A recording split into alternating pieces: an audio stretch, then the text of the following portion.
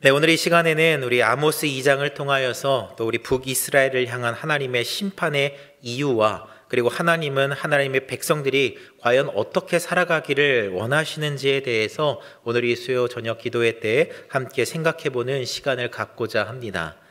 아모스 1장의 주된 내용은 남유다 드고아 출신인 아모스가 북이스라엘의 주변의 국가들의 악행을 고발하고 또 그들을 향한 하나님의 심판을 선언하고 있는 내용이라면 아모스 2장에서는 북이스라엘의 악행을 고발하고 또 그들을 향한 하나님의 심판에 대해서 말하고 있다라고 이야기할 수 있을 것 같습니다.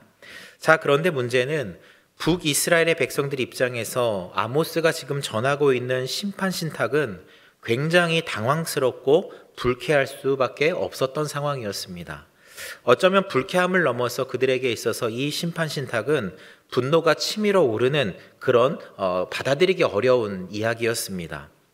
그렇다면 왜 북이스라엘 백성들은 이 아모스의 말에 당황스럽고 분노할 수밖에 없었을까? 우리가 함께 생각해 보면 아까 처음 말했던 것과 같이 아모스서 1장 3절부터 2장 3절까지는 북이스라엘과 계속해서 지속적으로 사이가 좋지 못했었던 총 6개의 원수 국가를 향한 하나님의 심판 선언이 1장과 2장 앞절에 이렇게 기록이 되어져 있습니다. 북이스라엘의 입장에서 아모스의 그 심판 시탁이 그에게 있어서는 얼마나 듣기 좋은 이야기였겠어요.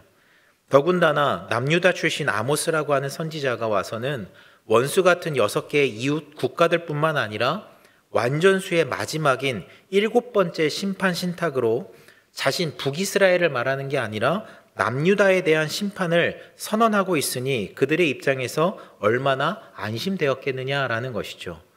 그리고 이제 그들의 입장에서는 이제 7번째 심판 신탁까지 다 끝났으니까 일반적인 어떤 상식적인 그리고 순서상 이제는 북이스라엘 향한 하나님의 축복과 은혜의 메시지만 이제 남았겠구나라고 하는 안도의 한숨을 쉬고 있는 그때에 바로 그들과의 기대는 전혀 다른 정말 그들을 당황하게 하는 아모스의 심판 신탁이 시작되고 있는 겁니다. 오늘 본문 2장 6절을 상반절을 제가 세 번역으로 다시 한번 읽어보면 나 주가 선고한다. 이스라엘이 지은 서너 가지 죄를 내가 용서하지 않겠다 라고 아모스가 시작하면서 이제는 그 1장부터 2장 5절까지는 7개 나라, 남유다를 포함해서 7개 나라에 대한 심판 신탁이라면 이제 2장 6절부터는 계속해서 그 뒤는 다 북이스라엘을 향한 죄의 내용과 그리고 심판의 이유가 계속해서 등장하는 내용이다라고 생각하시면 될 것 같습니다. 우리가 이제 앞으로 보게 되겠지만 하나님께서 이웃 나라와 비교되지 않을 만큼의 그 어마어마한 양의 분량과 내용을 북이스라엘에 대한 온전히 심판에 대한 그들의 죄에 대한 내용으로 가득 채우고 있다라는 것이죠. 사실 앞선 국가들의 그 심판 신탁을 보게 되어지면 세네 가지 죄 때문에 심판을 당한다라고 아모스는 말하고 있습니다. 그들의 죄를 어떻게 보면 그렇다고 심판을 당한다고는 말하고 있지만 그 6개 국가, 7개 남유다 포함해서 7개 국가에 대한 죄에 대한 내용을 아주 대신에 자세하게 다루고 있진 않아요. 하지만 북이스라엘은 이제부터 전혀 다른 상황이 발생합니다. 이전까지 이웃나라에 대한 심판 신탁은 그들이 심판을 받아야 하는 죄의 사실에만 집중을 하고 있었다면 북이스라엘은 단순히 죄의 사실을 넘어서서 그들이 저지른 죄의 내용 7가지에 대해서 아주 자세하게 다루고 있다는 것이죠. 자, 그러면 오늘 우리는 그 죄의 내용에 대해서 한번 살펴보겠습니다. 이 7가지의 내용에 대해서 우리가 크게 3부분으로 구분을 할 수 있는데요. 첫 번째로는 사회적 타락에 대한 부분을 이야기하고 있고 두 번째로는 성적 타락에 대해서 말합니다. 그리고 마지막으로는 종교적 타락에 대해서 이야기하고 있는 것으로 크게 3등분으로 구분할 수 있는 것이죠. 그중 우리가 앞으로 계속해서 아모스를 다룰 때에 이 내용을 많이 다룰 내용이기 때문에 오늘은 6절과 7절에 나와 있는 사회적 타락에 대한 부분에 대해서 우리가 좀 집중적으로 살펴보려고 합니다. 첫 번째로 2장 6절을 보면은요, 첫 번째 이렇게 나와요. 은을 받고 의인을 팔며 라고 이야기하고 있습니다. 여기서 말하는 의인은 문맥상으로는 무고한 자, 죄 없는 자, 그리고 동시에 가난한 자, 힘없는 자라는 의미를 가지고 있어요. 그러니까 즉 북이스라엘의 기득권자들이 죄 없는 가난한 자들을 공정하지 못한 재판으로 말미암아 더 가난하고 더 비참하게 그들을 만들었다라고 지금 아모스는 그들을 고발하고 있다라는 거예요. 제가 한번 아모스서를 이전에 아모스에 대한 이야기를 하면서 이제 서론적인 부분을 지난번에 한번 다뤘었는데, 그때 이야기를 하면서 아모스서에서 의인이라고 하는 것은 곧 가난한 자와 동일하다라는 의미로 여러분이 기억하셔야 됩니다라는 얘기를 한번 한 적이 있는데 다 잊어버리셨겠죠. 당연하죠.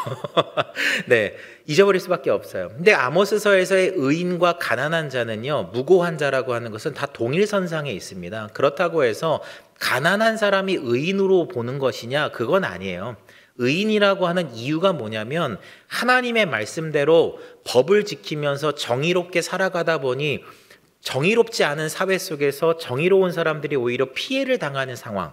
그러니까 예를 들면 벌금을 내야 돼요. 근데 그 벌금을 정직하게 다 내는 거예요. 근데 정직하게 내고다 보니까 내지 않는 사람들은 요리조리 빠져나가면서 그걸 내지 않으니까 자신의 재산이 줄지 않는데, 오히려 정의롭고 공의로운 사람들은 하나님의 말씀 앞에 서기 위해서 정직하게 살아가다 보니 오히려 모든 것을 빼앗기는 이런 사태. 그러니까 재판관을 매수해서 저 사람의 모든 재산들을 내가 갖고 싶으면 재판관한테 돈을 뇌물을 먹여가지고 그때 당시에 자기에게 유리한 재판이 이루어지게 하던 시기가 바로 이때 북이스라엘 시대입니다. 그러니까 정직한 사람이라고 하는 것, 정의로운 사람이라고 하는 것은 곧 의로운 사람이요, 의로운 사람은 가난한 사람이고 죄가 없는 사람이다로 연결이 되는 선상이다라고 여러분들이 아모스서를 보실 때 기억하시면 될 것 같아요. 자, 두 번째로는 6절에서 이렇게 이어집니다. 신 한 켤레를 받고 가난한 자를 팔며 라고 이어서 또 말하고 있어요. 이것은 이제 계속 이어지는 거예요. 한 사람한테 지금 행해지는 일입니다. 아까는 뭐예요? 은을 받고 의인을 팔았대요. 그러니까 그 사람의 어떤 그 모든 걸 빼앗기 위해서 재판관을 매수해서 그 사람의 재산을 이제 다 뺏은 거예요. 뺏었는데 신 한 켤레를 받고 가난한 자를 팔았다. 이 얘기는 뭐냐? 이것은 아까 말했던 그 불공정한 재판으로 빚을 갚지 못한 그 가난한 자를 신반 한 켤레의 가격으로라도 팔아가지고 그 사람의 값을 노예로 팔아서 그것을 자기에는 절대로 손해보지 않겠다라고 하는 아주 비정하고 악독한 모습을 또 고발하고 있는 거예요. 그러니까 예를 들어서 100만 원이 지금 빚이 있는데 빚을 갚았는데 50만 원밖에 못 갚았어요. 그러면 이제 다 갚고 나니까 돈이 없잖아요. 땅도 다 빼앗고, 그럼 50만 원은 어떻게 돼요? 그럼 변제될 수가 없으니까 이 사람이 야, 너는 돈은 다 이제 재산은 취했으니 너를 팔아야겠다. 그래서 그 사람을 어떻게 보면은 신발 한 켤레 가격이라도 받아서 그 사람이 어떻게 살든지 간에 관심 없이 신발 한 켤레 가격이라도 받아서 내가 손해를 덜 받아야지 라고 하는 마음으로 그렇게 사람을 한 번 더 죽이는 일이 벌어지고 있었다라는 거예요. 그리고 세 번째로 이 사람이 계속 이어지는 겁니다. 7절에 보면 힘없는 자의 머리를 티끌 먼지 속에 발로 밟고 라고 말하고 있어요. 이건 무슨 거예요? 이것은 모든 것을 빼앗기고 자신의 땅에 힘없이 엎드려져 있는 사람의 머리를 마지막까지 짓이기면서 그가 가진 인간의 존엄성까지 빼앗는 바로 인격 살인을 저지르고 있다라고 고발하고 있는 거예요. 모든 걸 다 빼앗기고 허망하게 자기의 땅에서 모든 걸 빼앗기고 이제 지금 노예 신세로 전락한 사람이 공허하게 하늘을 쳐다보고 있다고 생각해 보세요. 눈에 초점이 없이. 그런데 그 초점이 없는 그 사람에게 와서 뭐라고 어떻게 하느냐? 그 사람의 머리를 땅바닥에 발로 밟아서 짓이기고 있다라고 생각하시면 되는 거예요. 그리고 마지막으로 그들은 연약한 자의 길을 굳게 하며 라고 말하고 있습니다. 이 말은 뭐냐? 빚진 어떤 당사자뿐만 아니라요, 아무런 빚도 지지 않은 그들의 자녀들, 그들의 자녀들의 자녀들, 즉 모든 그 앞으로의 다음 세대의 미래와 꿈까지 모조리 다 빼앗아서 그 가문이 다시는 일어설 수 없도록 회생불능의 상태로 절망의 길로 몰아가고 있었다라고 하는 것이 바로 이 북이스라엘의 타락한 어떤 그 모습에 대해서 이야기하고 있었다라는 거예요. 미래까지 빼앗아 버리는, 그들의 후손까지도 다시는 이 집안에서 이렇게 새롭게 개천에서 용난다라고 하는 것처럼 다시는 일어설 수 없게끔 만들어버리는 그런 악한 일들이 벌어지고 있었다. 그게 한 사람에게 이루어지는 일이에요. 그러니까 그것이 북이스라엘의 전반적인 어려운 사람들의 모든 상황이라고 한다면 얼마나 끔찍한 일들이 북이스라엘에 생겨나고 있었겠습니까? 그래서 하나님은요, 북이스라엘을 향하여서 이제 이렇게 말씀하시는 거예요. 2장 14절에서 16절 말씀입니다. 제가 읽어볼게요. 빨리 다름박질하는 자도 도망할 수 없으며 강한 자도 자기 힘을 낼 수 없으며 용사도 자기 목숨을 구할 수 없으며 활을 가진 자도 설 수 없으며 발이 빠른 자도 피할 수 없으며 말 타는 자도 자기 목숨을 구할 수 없고 용사 가운데 그 마음이 굳센 자도 그날에는 벌거벗고 도망하리라. 여호와의 말씀이니라. 아멘. 즉 하나님은 그 악독한 북이스라엘을 향하여서 그 어느 누구도 어떠한 능력과 수단으로도 나의 심판을 피할 수도 도망칠 수도 없다라고 하나님은 선언하고 계시다라는 거예요. 사실 이 부분만 놓고 보면 하나님께서 그 북이스라엘에게만 너무 가혹한 심판을 내리는 것은 아닙니까? 라고 하는 의견을 내시는 분이 계실지도 모르겠어요. 사실 남유다를 제외한 다른 6개 나라의 죄를 1장에서 여러분 잘 살펴보시면 북이스라엘의 죄와 비교했을 때 더하면 더했지 그들의 죄악이 결코 덜하지 않았다라는 것을 쉽게 발견하실 거예요. 아니 오히려 더 잔인했고 더 끔찍한 일들을 그 6개 이웃 나라들은 자행했습니다. 그러나 그럼에도 불구하고 하나님은 마치 차별이라도 하듯이 북이스라엘에게 더 강력한 심판 신탁을 내리고 계시다라는 거예요. 너희들은 절대 피할 수 없어. 절대 도망칠 수 없다라고 강하게 선언하고 계시는 겁니다. 그렇다면 하나님은 왜 북이스라엘에게 그런 심판을 내리셔야만 했을까요? 그 이유는 이스라엘 백성들은 하나님의 은혜를 정말로 깊이 경험한 나라였기 때문에 그렇다는 거예요. 아모스 2장 10절과 11절을 보면 이렇게 얘기합니다. 내가 너희를 애굽 땅에서 이끌어 내어 40년 동안 광야에서 인도하고 아모리 사람의 땅을 너희가 차지하게 하였고 또 너희 아들 중에서 선지자를 너희 청년 중에서 나시린을 일으켰나니 이스라엘 자손들아 과연 그렇지 아니하냐 이는 여호와의 말씀이니라 하고 말하고 있어요.